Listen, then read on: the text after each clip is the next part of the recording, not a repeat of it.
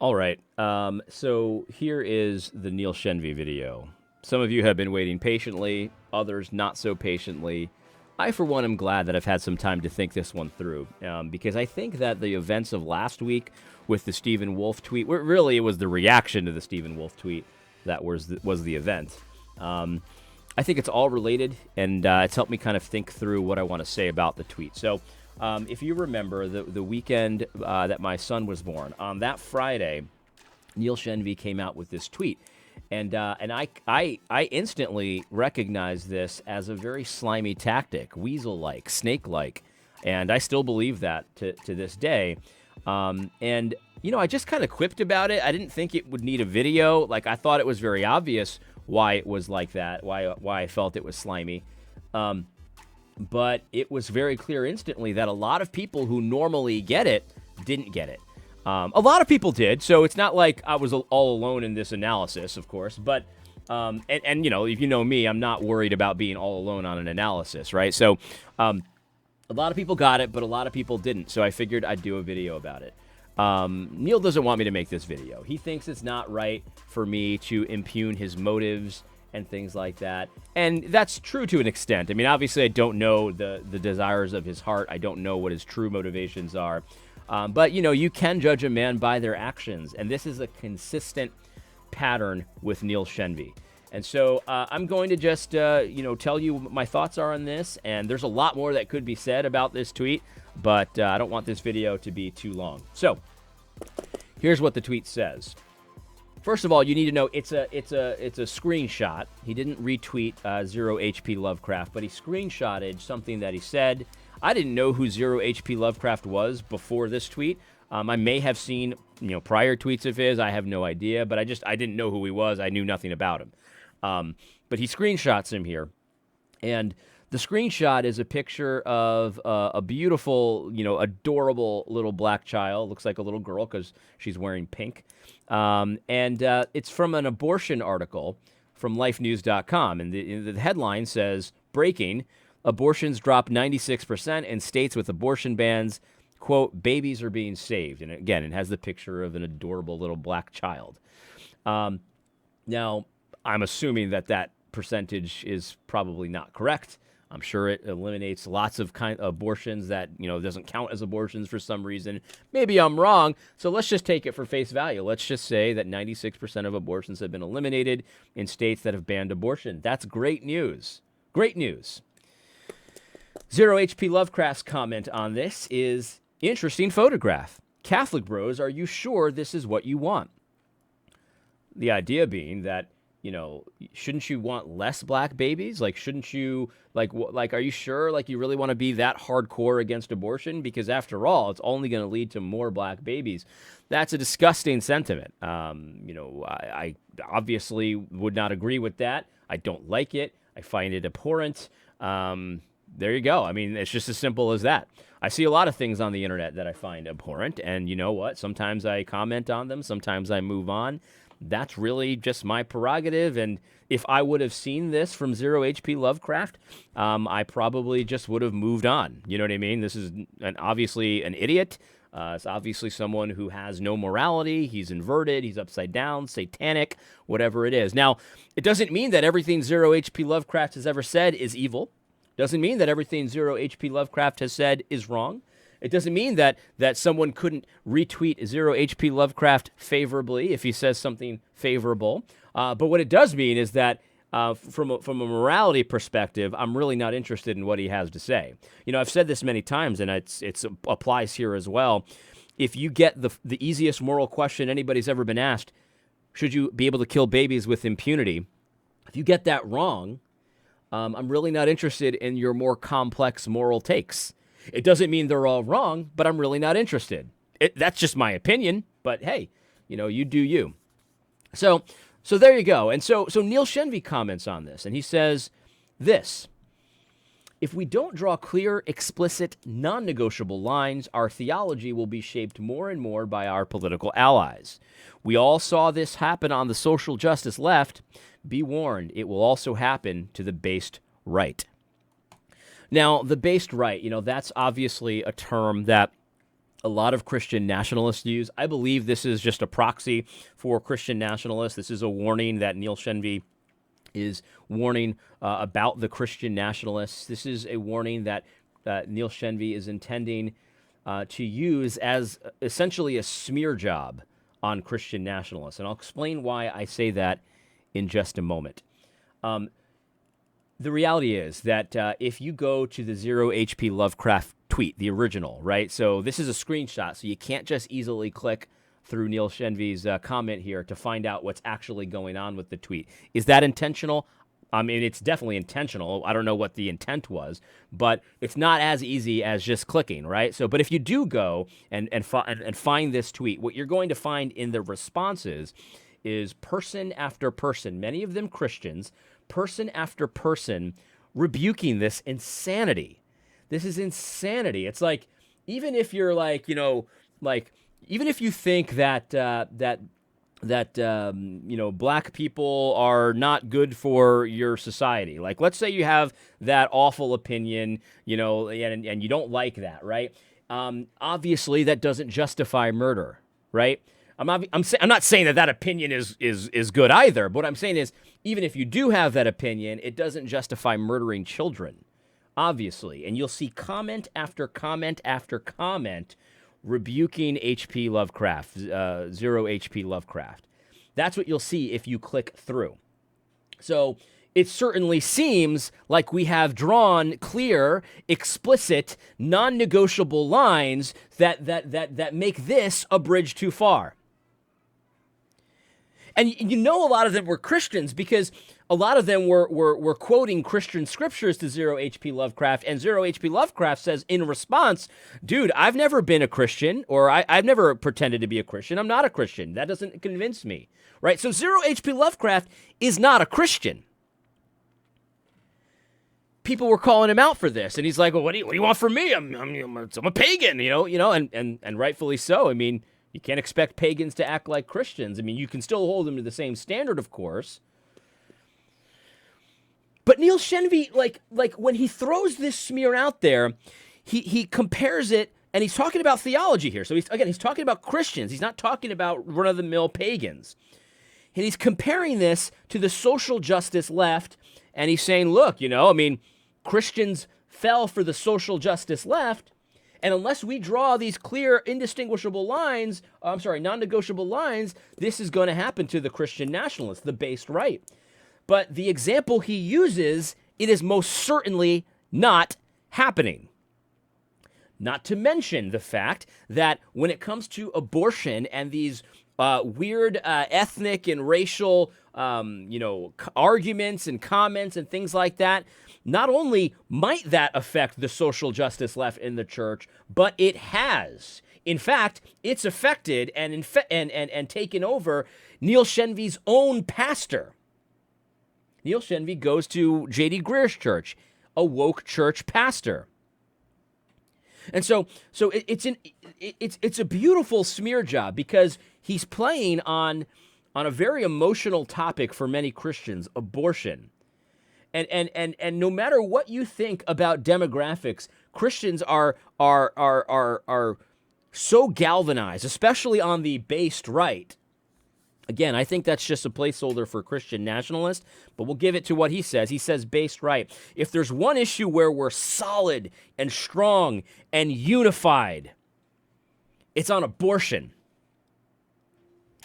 Now, Neil Shenvi has said, and before I miss this point, and so he's using the issue that we're strong on, the strongest on, as evidenced by the comments to the very tweet where he's claiming we got to be warned, we have to draw these strong distinctions. We have drawn strong distinctions, and he's using the issue of abortion to emotionally kind of connect to the people on the right to say, oh, this might be a real problem, and meanwhile, they can't really click through easily to see if it's a problem or not. It isn't, but now they've got this emotional tie here. This is masterful stuff, and he uses an issue that the left is completely given over to. It's actually in the church, too. You'll find idiots in the church, leftist, progressive, fake Christians in the church, nuancing abortion. You'll find that. It's already in the church, and yet he inverts everything and says, no, you got to watch out on the right, guys. Now, Neil Shenvi has been gracious enough to clarify to me that this tweet really wasn't about abortion. Obviously, it is about abortion as well. He uses abortion because he knows that it's a nice emotional hook. But I'll give it to him. It's not actually about abortion. He doesn't think we're going to be fooled into supporting abortion. But what he does think is that the Christian right, this is the smear, the Christian-based right, the Christian nationalist group, is so either squishy on racism or racist themselves that they might fall victim to some of this kind of argumentation. That's the smear. He wants to connect racism with the Christian right. I mean, after all, every sitcom does it. I mean, The West Wing does it, things like that. After all, we all know from the propaganda that Christians be racist, right? They're racist. That's the smear job. Neil Shenvi has this is, in my opinion, this is sophisticated stuff. He's inverted reality, trying to make a warning about abortion for the right, even though it's completely infected the left. And what he's doing is, by doing that, he said it's not about abortion. I believe him.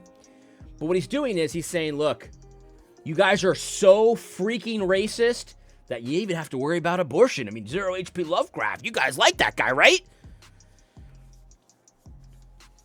Not only what is his warning irrelevant in this particular case. I mean, maybe if he chooses a different case, that would have been fine. But in this particular case, there has been a clear, explicit, non-negotiable line. People are rebuking Zero H.P. Lovecraft all in the comments. You'll never know it because you can't click it. But they are. But it's not enough for Neil. It's not good enough for Neil. Now, why is that? Why isn't it good enough for Neil? Neil is in the midst of a smear on Christian nationalists, and he's not the only one. G3 is doing the same thing. Sadly, G3 is doing the same thing. I have been urging G3 to stop, and I hope they'll take my advice. I don't know that they will, but I hope that they do, because these smears don't fool anybody anymore.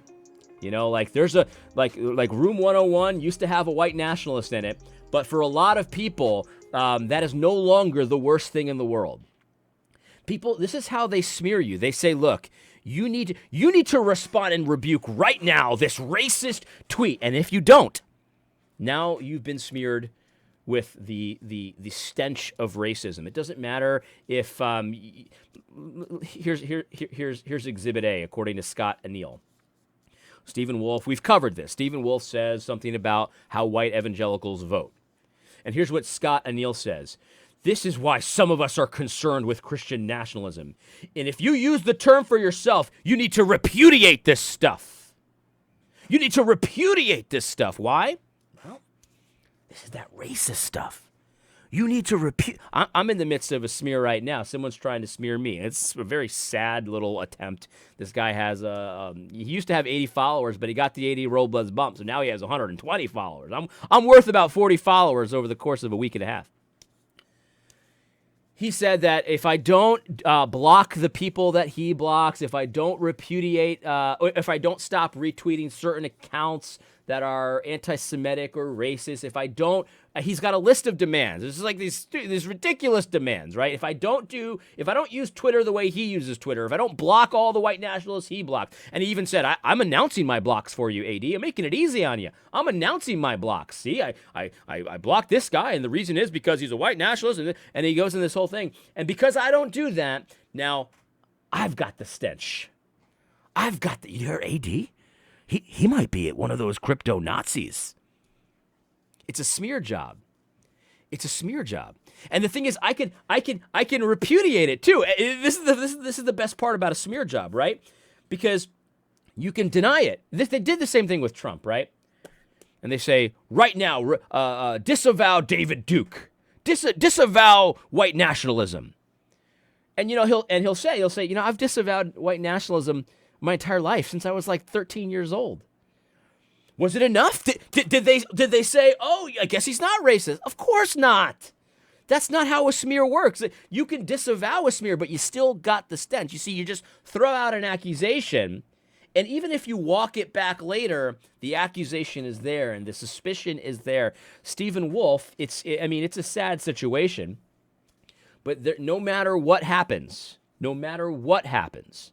unless he becomes a fully fledged woke church, foaming at the mouth leftist, he will never, ever, ever shake the stench that guys like the guys of G3 and unfortunately James White, he's now a racist. And he's got that stench for the rest of his life. Luckily, nobody really cares anymore. That's a good thing. I mean, honestly, nobody freaking cares because they've seen how the term racist can mean anything under the sun, which means it means nothing under the sun. Nobody freaking cares. But the point being is that this is a smear job. The based right, Neil wants you to associate the based right with squishiness on racism at the least. And to be honest, my opinion, again, I can't see into his heart, but my opinion is that he actually wants you to associate just straight up racism with the based right. That's what he wants. He's trying the tried and true tactic that racism is in Room 101. It's the worst thing in the world. So if you want to become a based, in order for you to become this is what they want, right? This is what they want. They want for you to become a Christian nationalist, for you to become a based member of the based right, you have to be willing to wear the mantle and put that stench on yourself. He might be one of those racists. Probably he just is, but at the very least, he's squishy. Because, A.D. Robles didn't block Zero HP Lovecraft after this. He didn't. You might not know that, but I didn't block Zero HP Lovecraft after I saw this disgusting tweet that I don't know anybody that would agree with it. I didn't block him. Maybe he's one of them. Maybe he thinks there should be less black babies born. That's the whole point. This is a smear job. It's a smear job. That's my opinion. I think it's intentional. Neil Shenvi, when you see, William Wolf out there and he says something's based, and you see, Matt Pearson out there and he says something's based, and maybe he puts a Pepe meme up there. Who knows? When he sees, Boniface Option out there and he follows Zero HP. Some of my friends follow Zero HP Lovecraft. Can you believe that? He wants you to think, oh, yeah, this is what Neil warned me about. They're racists. The idea is to make. This is the issue, guys. The issue is that the right flank is who controls the right flank is up for debate right now. We've moved the Overton window so much. They're desperately trying to regain control of that right flank, and they can't do it. Because this whole smear job about, he might be a racist. Nobody cares anymore. Nobody cares. It doesn't make it easy. Like I've never talked to Steven about this. Maybe I will one day. It's not easy to field these accusations again and again and again and again and again and again and again and again, especially when it's brothers, especially when it's people that are supposed to have your back, right? They're supposed to have your back. It's not easy, but they don't freaking care. They don't care. They've seen this tactic work, and they're going to try it again and again and again. It's not working, but it's still not easy to swallow. And so people are wondering, how did you go from thinking Neil was a good guy, but genuinely trying to help, to thinking that this is what he's up to, this is what he's doing? And this is how I've went there. I've just watched him for a long time. For a very long time. And for a long time, I was trying my best, and I'm still trying my best to keep my integrity. And lots of my friends are like, dude, AD, you're being duped by this guy. You're being duped by this guy. And I won't deny that maybe that has had an effect on me over time, to consistently be told you're being duped by this guy again and again, even as I'm defending him and saying, he's a good guy, he's a good guy.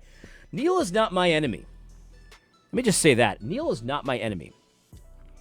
If the woke mob came for him, and they do from time to time, I'd get his back. I would. My opinion, Neil, is that if you had the opportunity to destroy me, you would. And you wouldn't even think twice.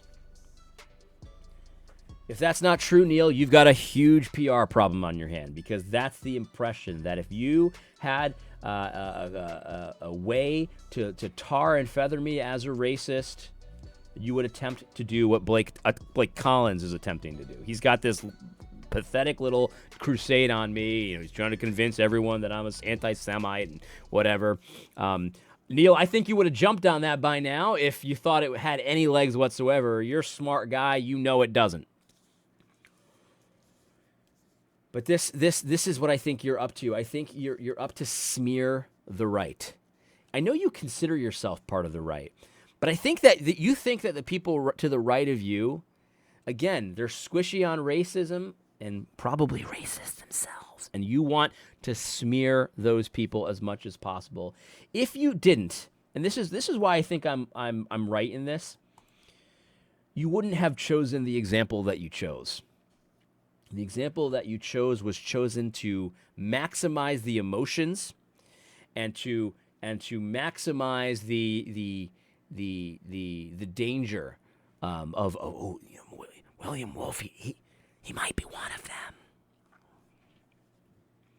It's in my opinion, it's very dishonest, Neil. It's very dishonest to pretend like we don't have clear, explicit, non-negotiable lines. And this is the thing, though. The thing, though, is that what he'll likely say is, you're not repudiating it the way I would repudiate it, is basically what it boils down to. It's like Blake Collins' pathetic list of demands. I need to block who he blocks. I need to stop retweeting who he... I retweet so many people. It's unbelievable. There was an atheist the other day that I retweeted. The Amazing Atheist. And it was just by the way, if you have little kids listening to this, maybe you don't want them to hear this. But so here's your warning. Little kids might not want to hear this. There's this guy who is an atheist that I used to follow and just to hear his arguments. And he actually used to be somewhat like as reasonable as an atheist can be. I mean, it's insane, but whatever. And he just had a tweet, and all it said was like girl dicks and boy vaginas or something like that. So, I don't know, pregnant men and girl dicks or something like that. And this guy's lost his mind now. And I retweeted it, right? I mean, I retweet lots of stuff from lots of accounts that for different reasons. I mean, this is obvious. Everybody knows you do this on Twitter. But to Blake, though, in order for me to even for him to even consider my repentance valid, I've got to block the accounts he blocks. I've got to repudiate the way he thinks I should repudiate. Like, it's not enough for me to say Zero H.P. Lovecraft is a freaking this is a demonic tweet. Like, what more can I say? This is a demonic tweet inspired by demons. It's a demonic tweet. That's not enough for a guy like Blake Collins, right? But the thing is, like, that's what Neil would say. He's like, well, you need to draw. If you look at the comments here, we've drawn clear, explicit, non-negotiable lines. We don't have to do everything the way you do. See, he's trying to control the right flank and say, look, there's a list of demands, and you need to repudiate Stephen Wolfe, and you need to stop using the term white evangelical, even though we all freaking do it. That's the thing. It's just so funny. Like I haven't retweeted too much of this because I don't think this is a very good argument, but it's just hilarious. Like Samuel will say, well, we'll get out there and he'll put on his white robes, his holy robes, and he'll say, I repudiate using the term interracial marriage and white evangelicalism, and it's racist. And he flew off the deep end with this Stephen Wolfe tweet as well. And it was easy enough for a few guys to just look through his tweets and, yeah, he talks about interracial marriage. He talks about black evangel. And of course, it was a few years ago, right? It was a few years ago. So, he can say, well, I've changed my opinion. Right. Well, if you've changed your opinion, that's fine. How about a little grace, though? How about, because you believed this yesterday. You used these terms yesterday. Maybe, call me crazy. Maybe it's not automatically branding you as a racist to use terms like this. Everyone who came out strong, like, oh, they're racist, they use the term white evangelicals, pretty much to the man has used the term white evangelicals in their life, right? So even if you disagree with the tweet, maybe, don't lose your head because you believed this yesterday. I mean, you can try. I mean, Neil's going to continue to try. He's going to continue to try, in my opinion, to smear the base right Christian nationalists as racist. That's what I think his main strategy right now. This is the main strategy. It's not just Neil. It's the main strategy. The main strategy is to smear the Christian right as racist, to connect them as racists. He chose one of the dumbest possible tactics to do it. However, I can see the genius in it. But it's easy to destroy it. All you got to do is click on the 0 HP Lovecraft, and you'll see that we've done what he's claiming we haven't done already. Neil, we don't have to repudiate everything that you repudiate in the exact way that you repudiate it. We just don't have to. You are not as good at spotting the racists as you think you are, Neil. You're not. So the question is, do I think Neil's a good guy? I feel like I've softened a little bit on that. I have sympathy for Neil. I do. I have to walk that back a little bit. I don't trust Neil. This is my bottom line. I don't trust Neil. But I have sympathy for him. And I think he's trying to do the right thing. But Neil is a product of decades of propaganda, just like I am. Just like all of you are. He's not good at having this discussion. He's not. He's going to find racism under every rock. He's going to find racism under every tree. You're just not as good as you think you are at spotting the racists. You're not. Let's just cool, and just to finish here, let's cool it with these lists of demands. You must repudiate this, otherwise. Like, the whole point of this is, like, if you don't repudiate this, maybe you're one of them. Scott says, maybe you're one of them. Your list of demands are pathetic. We don't care. It makes you look stupid. I mean, what else can I say? I think I'll have to leave it at that. I think I've rambled long enough. A lot of people say that my videos are 20 minutes, 25 minutes, and they could be 5. You're probably right. Maybe I talk too much. In any case, so that's my point. I think Neil is very slippery. I think he's very weaselly. I think that he should be more honest that one of his missions is to smear those to the right of him. He never will be. I know he probably doesn't think he's doing that. That's my opinion. That's what I think he's doing. He's trying to smear those to the right of him with the stink of racism because it works so well for the woke church. In any case, I hope you found this video helpful. God bless.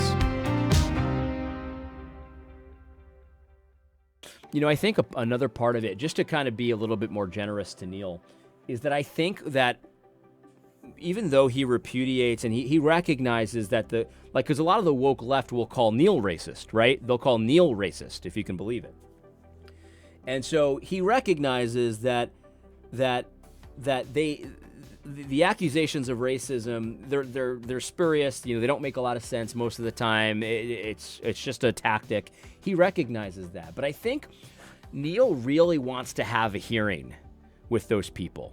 And there's nothing wrong with that. I want to have a hearing with those people as well. The difference between a guy like me and a guy like Neil is I'm not going to jump through their hoops in order to get it, right? You don't like when I use the term synagogue of Satan? Well, that's just too bad for you. Because I'd like to have a hearing with them, but I'm not going to drop certain things in order to do it, right? Like, I'm not going to jump through your hoops. And I think that Neil is still kind of in that paradigm where he does want to jump through some of those hoops in order to do it. He does want to be the racism hunter, to those who are racism hunters. Yeah, I think maybe he would even justify it that way. I want to be all things to all people. And so when Neil kind of smears the Christian right, it's of course he is trying to control that right flank, I think, but I think there's a part of Neil, this is my opinion, this is my analysis of him. There's a part of Neil that thinks when he does that, he gets credibility with those over here on the left, right? So he tries to control the right flank, and the added benefit is that he gets to write for Gospel Coalition still. And the added benefit is that he gets to talk to Amin Hudson still, and Amin Hudson still likes him, and all of that kind of thing. Like that, again, this is just my opinion, but I think that Neil, it's a performance, I think, to some degree for Neil. To criticize a guy like Stephen Wolf, it doesn't cost him anything, and to throw shade someone like William Wolf's way or my way, it doesn't really cost him anything. At least that's his opinion, but it maybe gives him a little credibility with a guy like Amin Hudson, and that's he thinks that is the primary mission field. A lot of this, guys, I saw somebody on Twitter comment on this. A lot of the discomfort that we have here comes from the fact that we've been trained and taught as evangelicals for a long time that really the only mission field out there is like the woke left, like the liberal left, the progressive left. And when they see people treating the right, like a guy like Zero HP Lovecraft, right, as not someone to just he's just a whipping boy to heap scorn upon. That's literally all he's for. He's actually a mission field. Guys that follow Zero HP Lovecraft, guys on the right, disaffected guys on the right, are actually a mission field. That you don't have to treat them like they're the ones in room 101. They're the worst person in the world. You don't actually have to treat them that way. When people see that, it does not compute.